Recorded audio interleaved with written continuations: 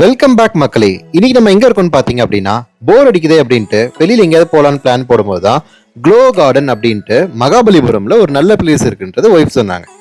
சரி, அவங்க பேச்சை கேட்டு நம்ம போலாமேன்ட்டு போனா ஈசிஆர்ல அதுவும் ஈவினிங் டிரைவ் பண்றதே ஒரு தனி ஃபீலா இருந்துச்சு. அங்க லேண்ட் ஆனதுக்கு அப்புறம் பார்த்தா செம கூட்டம். ஆனா என்ட்ரன்ஸ்லயே பாத்தீங்கன்னா நல்ல ஒரு பெரிய போர்டு போட்டிருந்தாங்க க்ளோ கார்டன்ட்டு.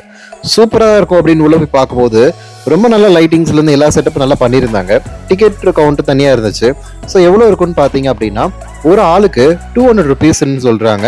கிட்ஸாக இருந்தாலும் ஒரு 3 ஃபீட்டுக்கு மேலே இருந்தாவே கண்டிப்பாக 200 ருபீஸ் பே பண்ண சொல்கிறாங்க. அதுக்குன்னு தனி பார்கோட் ஸ்கேன் வச்சுட்டு உள்ளே நல்லபடியாக உள்ளே என்ட்ரு ஆனதுக்கப்புறம் எப்படி இருக்குன்னு பார்க்கலான்னு உள்ளே போனால் தான் தெரியுது. ஃபுல் அண்ட் ஃபுல் செடியிலேருந்து ஒரு பூ மறைய செட்டப்லேருந்து எல்லா இடத்துலையும் அந்த க்ளோ கார்டனுக்கு ஏற்ற மாதிரி ஃபுல் லைட்டிங் போட்டு வேற லெவலில் இருக்குன்னே சொல்லலாம். அப்படின்னு நினச்சிட்டு போனால் எதிர்பார்த்த அளவுக்கு இல்லைன்னு தான் கைஸ் உண்மையிலே சொல்லணும். அதாவது நல்லா இருக்கு, ஒரு வாட்டி பார்க்கலாம்னா பார்க்கலாம். பட் அந்த 200 ரூபாய்க்கு ஒருத்தா அப்படின்னு கேட்டிங்க அப்படின்னா 200 ரூபாய்க்கு ஒருத்த கிடையாது. ஆனால் லைட்டிங்லாம் பார்த்தீங்க அப்படின்னா சின்ன சின்ன ஏரியாவில் சின்ன சின்ன செட்டப் பண்ணியிருக்காங்க. அது பார்க்கும்போது கொஞ்சம் நல்லா அட்ராக்டிவாக இருக்குது. கிட்ஸுக்கு ரொம்ப பிடிச்ச மாதிரி இருக்குது. என்ன ஒன்று இதுவே நம்ம டச் பண்ண முடியாது. ஃப்ளவர்ஸ் எல்லா இதுக்கும் ஒரு டம்மியாக ஒரு செட்டப் மாதிரி கிரியேட் பண்ணி ரொம்ப அழகா அவங்க ஃப்ளவர் செட்டப்ல அவங்க போட்டு வச்சுட்டு பார்க்கவே வேற லெவலா இம்ப்ரெசிவா இருக்குன்னே சொல்லலாம். ஆனா இது என்னன்னா பெரியவங்க சின்னவங்க யாரா இருந்தாலும் வர முடியும். நாங்க போன டைம் என்னன்னு தெரியல, ஃபுல் அண்ட் ஃபுல்லாவே கூட்டம் தான்.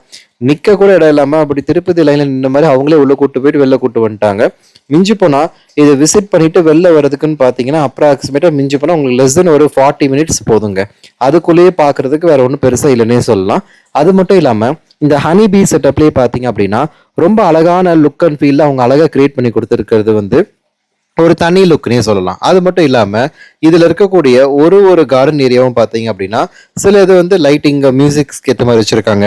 சில இது அந்த க்ளோபி ஏற்ற மாதிரி வச்சிருக்காங்க. சில இது கார்டன் செட்டப் ஃப்ளவர்ஸ் அந்த மாதிரி ஒரு ஏரியாவுக்கும் அவங்க சின்ன சின்ன தீம் மாதிரி வச்சிருக்காங்க. ஆனால் மிஞ்சி போனா ஒரு 4லேருந்து 5 ஏரியா மட்டும் தான் வச்சிருக்காங்க. அதுக்கப்புறம் கிட்ஸுக்கு தேவையான சின்ன சின்ன பிளே ஏரியாஸ்லாம் இருக்கு.